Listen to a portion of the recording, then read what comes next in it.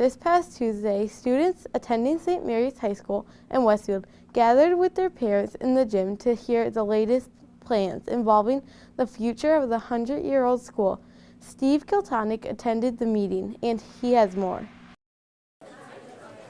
On January 22nd at St. Mary's High School, parents and students gathered in the school gym a little apprehensive at what they might hear from Bishop Mitchell T. Rosansky as he took to the podium to address the packed house. After all, it was less than a year ago when it was announced that the school would close at the end of the 2017-18 school year because of declining enrollment and financial challenges. The Springfield Diocese gave the 100-year-old school a one-year, non-renewable educational assistance grant, which was used to build enrollment and raise funds to keep the school open for the 2018-19 academic year. Reading from a letter addressed to the St. Mary community, Bishop Rosansky announced that over the next year, the school will seek to develop a model of education that will help sustain the school financially and meet the mission-based requirements of Catholic schooling. Also in attendance at the meeting was Father Matthew Alcombright, the pastor of St. Mary's Parish, and Dan Belageron, the diocesan superintendent of schools. Both were appointed within the past 7 months. Matt Collins, who was named the school principal last May, greeted parents as they walked in. Bishop Rosansky said this leadership team has energized the school and therefore believes the school should have the opportunity to explore other viable models that were not part of the discussion in 2018.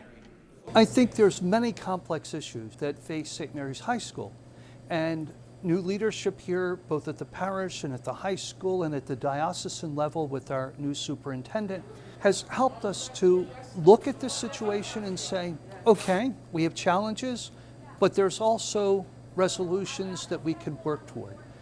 To keep the positive momentum moving forward, Bishop Rosansky said the diocese will provide resources to ensure that St. Mary's will remain open for the upcoming 2019-20 school year. In his brief talk, Belageron mentioned some of the successful Catholic models, including blended learning, integration of technology, virtual classrooms, and classical education.